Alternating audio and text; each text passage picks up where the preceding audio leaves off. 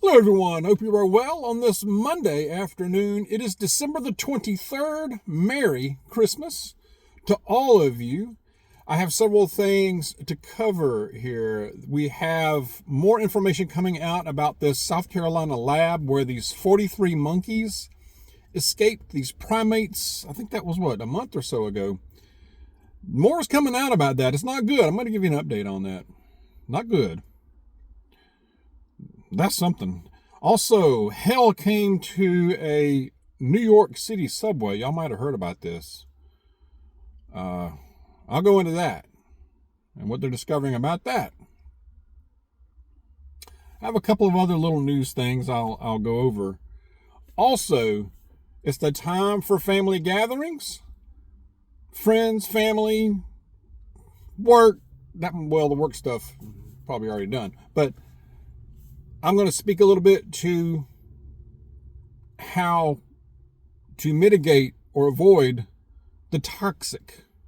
It's a problem. We know it is. And avoiding things, the negative. I'll go into it. I'll give you my opinion at least. I'm not a licensed counselor or nothing like that, but, I'll give you the dog opinion. And let me know what you think. All right. First, I'm going to start off with good news. I'm going to start off and I'm going to end with good news. I'm going to start off with this good news piece and then I'm going to end the video, of course, with a terrific passage. It's the easy one for today because it's December the 23rd, 2 days before we celebrate the birth of the Christ. Anyway, the good news I'll start off with is Bible sales are booming, especially among young people. Okay. Three things. The three main things I take away from this. Bible sales are booming, which is very good, especially over the last year. It says it's surged over 22% over the last year over year, which I think is awesome news. I mean, we hear so much about how they're declining and the religious, the number of Christians is declining, and that might be true, but at the same time, more people are buying Bibles. That's number one. The Bible sales are up. Two, it's a lot among young people, which I think is great. And number three, print Bibles, not digital, print, which I think is so great because digital, it's great. I've used it. Sometimes I look at verses on my phone, but if something happens where we don't have internet or whatever, that's gone. It's just gone in the ether somewhere. So a print Bible is something just tangible. You can hang on to this. You can hang on to this. It'll last virtually, years, eons, So there's no substitute for that. But I think that's awesome news. I really do. It said that 13.7 million printed Bibles were sold in the first 10 months of 2024. Man, that's good. All right, on to the weird stuff. New York City, if you haven't heard about this, the subway, I think this was near Brooklyn, a woman was set afire by this guy, 33-year-old man. I'm going to go into that part here in a minute. But so this guy calmly walks up to, this happened Sunday morning at about 7:30 to 8 a.m. Calmly walks up to this woman on a New York City subway, uses a lighter to light her clothing. She's engulfed in flames within seconds. He walks out of the subway train, sits on a bench and watches. Oh, by the way, a New York City police officer also walked by and didn't intervene. He didn't try to do anything. Walked right by the perpetrator. Like, all right, good morning. While this lady is burning to death. I can't imagine a an agonizing way to go. And I saw another report where this lady was homeless. It was a homeless lady. Jesus. Oh gosh, this is That's awful. It's just so awful, y'all. How evil? What kind of evil monster do you have to be? And the report says they didn't know it. There's no indication that they knew one another. 33-year-old male, a migrant from Guatemala, yeah, is the perpetrator. So he sits on a bench and watches this. Other people are horrified, of course, just watching it, I guess, running. I don't know. A cop walks by, does nothing. He gets on some other train, and the word gets out, a description. Apparently, like 7 or 8 hours later, he's identified by high school students. Alert the police, apparently, from this report, and they're able to detain him finally. Good on them. Good on the young people, on the high schoolers, y'all. But, and this guy, in the country, against the law, we'll put it that way, they say he was deported in 2018 and re-entered, date and location unknown. So he was deported while Trump was in office, of course. Re-entered, I'm sure, in the last few years. And does this. At least he's in custody.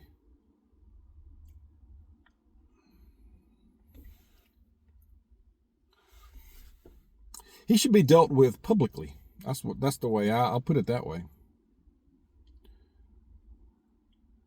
Just as they're seeing in Europe, open borders, no border, have consequences.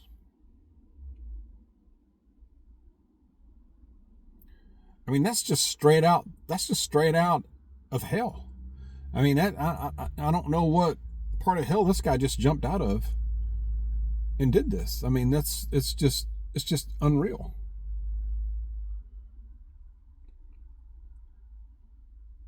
It does make you wonder when things like this happen. I mean, how I can't even find the words to describe it. What days are we in here, you know? What days are we in? It makes you wonder, right? Man, maybe we are close to the end of days. South Carolina lab. Remember, 43 primate monkeys escaped this lab. I forget now, a couple of months ago or so, maybe not that long. Anyway, saw a report that says that this company, they're called Alpha Genesis. It's a research company where they manage approximately 10,000 primates over multiple facilities. They conduct research on deadly pathogens, HIV vaccines, CV-19, Zika, among others. Well, 43 primates escaped. I did see where they did recover some of them. I don't know if they got all of them back. But it's reported that they were conducting secret animal experiments involving these deadly pathogens and these viruses, funded by pharmaceutical companies and government programs. They've been accused, under more scrutiny, they've been accused of widespread abuse and neglect. They say that primates have endured preventable trauma, injuries, and deaths. I mean, what could go wrong? What could go wrong, right? I'm sure that's a rabbit hole that that is very deep. That is very deep and very scary. As you can just about imagine. But I tell you, that's something else. But if I see more updates, we'll let you know.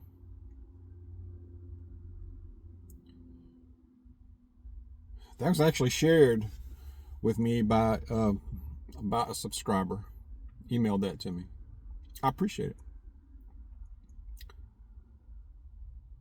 Gatherings. It's the time for gatherings. You might be in a gathering now as you watch this, or This might be after you've been in a gathering. I don't know, because we're already on the 23rd. So, but a lot of people will talk about how, and I've also heard people talk about how, well, my family member is not talking to me because I voted for Trump, or because of my stance on this political thing, they're not talking to me, or they're not inviting me to, I'm not welcome at the gathering. You know, well, so be it. So be it. If they are that toxic, and that, I won't say it, but that way, then you don't need them. You don't need them. I mean, that's on them. It's not on you. You don't have to justify yourself. Don't justify yourself. And if you get questioned, you don't have to justify it. I would avoid the topics. If you're at a gathering, family, friends, whatever, and all this junk comes up. Personally, at our gatherings, I've told you this before, when our family does get together, we don't go there. We do not go. It's an unwritten rule. We do not go there with politics. I mean, we're all pretty much Christian as far as so that's not a problem. Religion is, but politics especially, even just basic current events, we don't go there, because if you talk about current events, it's going to lead there, right?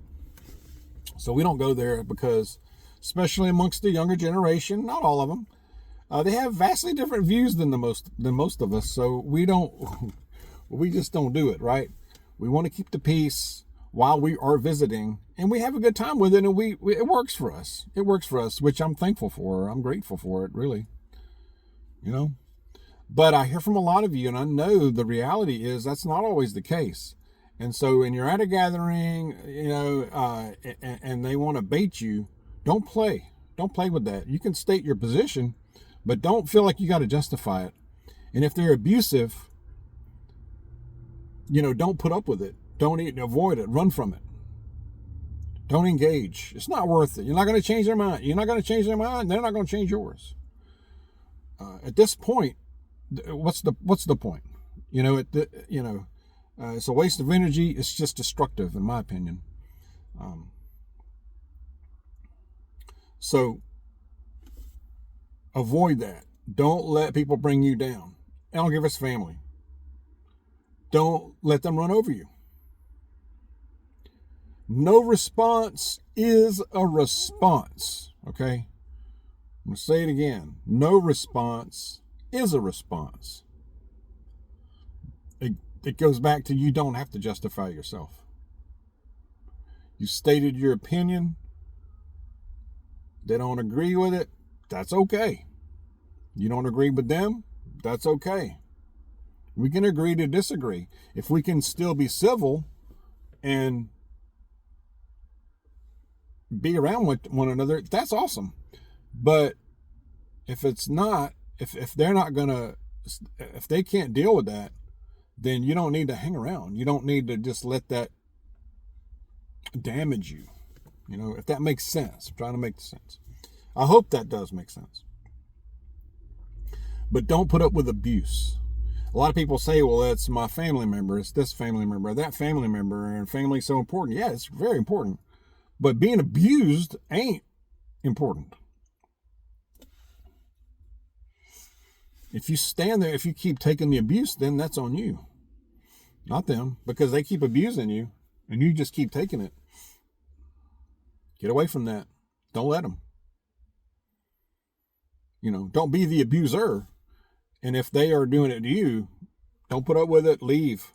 I mean, just run from that. It's tough. It's complicated. I understand. I really do. I get it. We can extend grace. But if they're going to be abusive, nope, don't take it. Don't put up with it. You know, you can walk away. I wouldn't fight over it. It's not worth it. I hope that's helpful.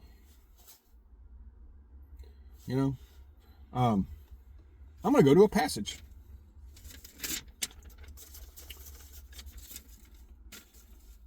Today, I'm in Luke again. Oops. Luke chapter 2. Luke chapter 2, verses 9 and 10. An angel of the Lord suddenly stood before them, and the glory of the Lord shone around them, and they were terribly frightened. And the angel said to them, "Do not be afraid, for behold, I bring you good news of a great joy, which shall be for all the people." Amen. Our Lord Jesus was born in the most humble setting, right? I mean, how much more humble do you have to be, or how much more of a humble setting do you have to be in a cave that, not even a hotel or any accommodations like that. It was just basic, so humble. That says a lot. And look what he did. Look how he's changed this world. And I think it's important to stay close to him, because we don't know what days we're heading into. We don't know what 2025 is going to bring us. We really don't. We're hopeful. We can be optimistic, but we don't know what it's going to bring. We know life is unpredictable. Think about it. But what we do know that is constant is Jesus. The Lord is constant. Always has been, always will be, will always be there. And always will be there with us to pull us through, to be with us through it, whatever we do experience. I've gotten emails, I've gotten some comments and stuff on the videos about people who are struggling, and that dark cloud will not go away. Keep plugging. Don't give up. Don't give up. There are times when the dark cloud will not move, and it's like, will it ever move? Miss Dawg and I have been through some times, I've mentioned it before, especially back during the Great Recession, to where we were like, is the dark cloud going to ever move away? Because it doesn't look like it's going to. And we were like, I don't, and it's not going to go away, I guess. So, but we're going to keep going. We're going to keep working. And keep working at it. And keep the faith. And the cloud does move. The sun shines right through. But you got to keep moving. You got to keep plugging away. Extend grace, but take no dog squeeze. Take no dog squeeze. All right. All right. I hope that's helpful. Share your thoughts. Stay close to Jesus. Be safe. Be careful out there. God bless y'all. I'll see you soon.